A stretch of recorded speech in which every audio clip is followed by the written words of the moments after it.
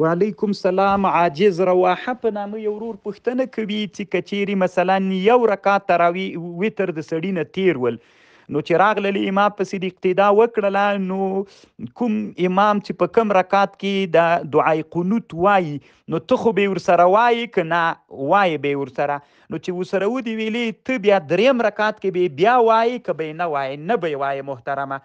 علامه ابن النجیم رحمه الله دا مسأله بحر رایق کې لیکلې ده، بس دلته دي چې امام سره ویلي بیا هلته په تا باندې بیا نشته ده ورور. الله پاک د روغ جوړ لره.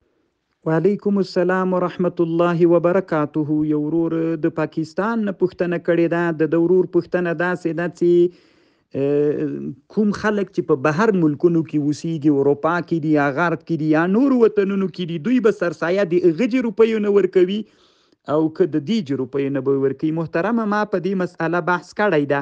خادمینو ورونو هغه کم تحقیق چې ده هغه راولېږئ، یا منصور احمد وروره تحقیق د سر راولېږه. الله دې جوړ. وعلیکم سلام ورحمت الله وبرکاته. یو ورور لونګ مولا په نامه پوښتنه کړې. دی وایي چې موږ یو مدرسه کې اوسیږو، نو هلته تراوی 15 باندې انشاءالله وی ختمیږي، د ختم تراوی چې بیا پس له هغه نه کور ته لاړ سو، بیا په موږ تراوی سته که نسته ده؟ نو محترمه وروره، دغه مسله کله کله خلک پوښتنه کوي د افغانستان جنوب کې چې یا تر 20 پورې خواته بیخي تراوی وي خلک نه کوي. تراوی خو محترمه ټوله میاشت سنت دي.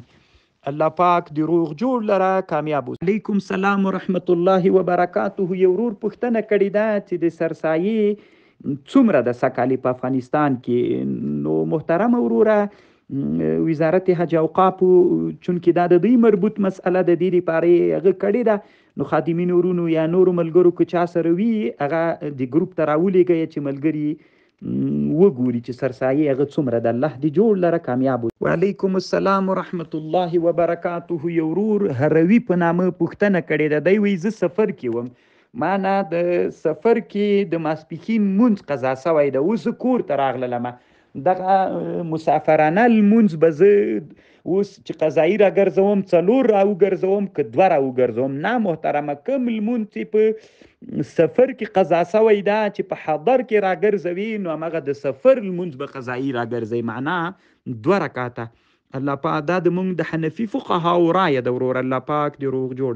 وعلیکم السلام ورحمت الله وبرکاته. اسماعیل همت په نامه یو ورور پوښتنه کړې چې د موږ جماعت کې اصلي امام 2 وخت لمونځ راکوي، نوري بیا نور، خو چې امام مقتدیان خوشحالي ورسره مشکل نه لري وروره، او که دی مقرر کړی هم دې دپارې چې ته ټول منځونه راکوه، دی غیر حاضري کوي، نو بیا دا حق لري چې مقتدیان ورته ووایي.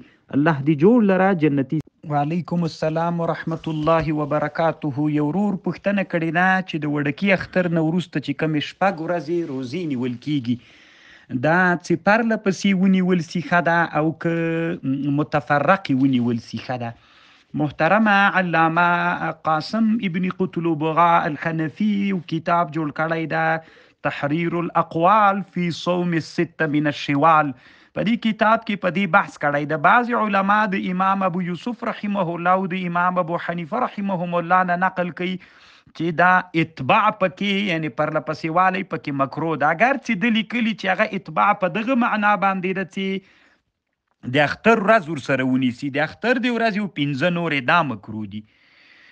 بیا یې لیکلي دي چې داسې نه وي، یعنی د اختر ورځ روزنې وروسته 6 ورځې بیا کراهیت نسته، خو بیا هم اولا داسې معلومیږي چې متفرق وي وروره، الى انه اذا كان متتابعا يكره وذهب الاكثرون الى عدم الكراهه عملا بظاهر الحديث، واذا كان متفرقا في الشوال فهو ابعد عن الكراهه والتشبه بالنصارى.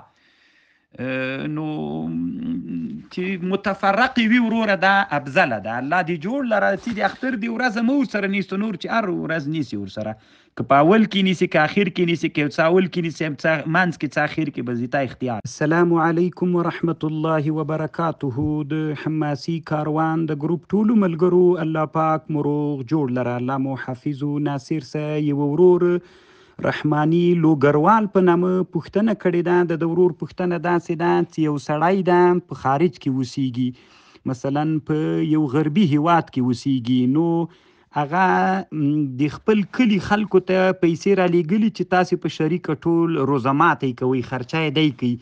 دی وایي اوس چې د دغه سړي روزه ماتی چې موږ ته راوړي پیسې معلومې نه دي چې د حلالو نه دي که د حرامو نه دي، موږ ته روزه ماتی پې څنګه ده. محترمه وروره، په مسلمان بد ګمان مه کوه. دغسې بد ګمان په اسلام کې ناروا ده. علما وی ومن الظن المحظور، هغه ګمان چې ممنوع ده، المنهي عنه سوء الظن بالمسلمین الذين ظاهرهم العداله. هغه مسلمانان چې ظاهر حال د دوی عدالت وي، ته به پې باندې بد ګمان کوي، نو دا اسلام کې ناروا ده وروره. هغوی تا سره دومره احسان کوي او تاسې هېڅکله نه وروره د هغې احسان باید ویر نه کوي وروره، چې هغه تاسې سره په روزه کې پویا دي، نو انشاءالله حرام به نه خوري. الله دې ښه لره وروره، کامیاب اوسي. وعلیکم السلام ورحمت الله وبرکاته. طالب زندانی فراهی په نامه یو ورور پوښتنه کړې. یو سړی ده مثلا اودس کوي او په اوداسه کې خوله کې اوبه واچولې یا استنشاق کو، اوبه ترې تېرې سولې، قصدن نه و، دا فعل یې قصدن نه وي، نو روزه یې څنګه ده؟ قضا شته که نشته ده؟ نو محترم وروره، په فتاوا هندیه کې لیکي و ان تمزمز او استنشق، که مزمزه یې کوله او استنشاق یې کو، فدخل الماء جوفه ان کان ذاکرا لصومه، که روزه ورپویا دوله او بیا اوبه تیر تیرې سولې، فسد صومه علیه القضا ده بس. و ان لم یکن ذاکرا، یعنی که ورپویادو چې دی ما روزه ده، او که روزه نه وه ورپویاد چې زه بیخي یعنی داسې فکر یو چې زه بیخي روزه کې نه یم، لا یفسد صومه، روزه یې بیا نه فاسده کیږي. کذا فی الخلاصه وعلیه الاعتماد. الله پاک دې روغ جوړ لره وروره، کامیاب اوسه.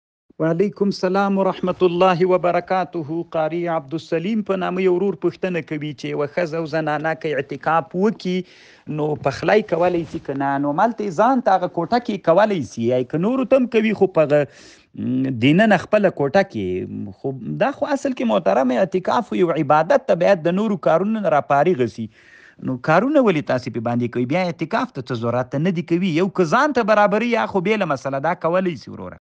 وعلیکم السلام ورحمت الله وبرکاته. یو ورور پوښتنه کوي که چیرې یو چا روزه نیولې وي، په خاورو یې ماته کړي، یعنې خاورې وخوري، په ده باندې خو قضایي سته، کفاره سته پې باندې که نسته؟ نه، نسته د محترمه کفاره ور باندې.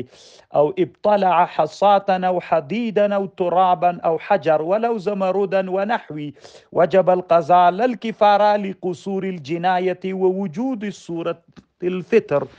نو قضایي نشته. خو داسې نه محترمه چې دا د حیلې په شکل استعمالویه، چې روزې ته م زړه و چې کفارې نه ځان خلاص کړي، هېڅ ضرورت هم نه وي، په خاورو باندې ماتوي.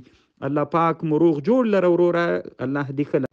وعلیکم السلام. مولوي رفعت الله په نامه یو ورور په صلات التسبیح کې پوښتنه کوي چې سړی په اوله قاعده کې اللهم صل نه زیات وایي.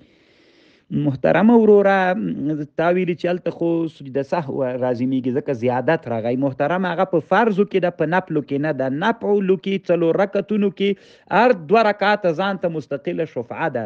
دلته حتی مستحب دا ده چې اللهم ربنا پورې به وایي، بیا به 3 رکعت جګیږي او 3 رکعت کې به غم وایي، سبحانك اللهم وایي، ځکه دا هر 2 رکعته مستقله شفعه ده وروره. الله دې جوړ لره، کامیاب.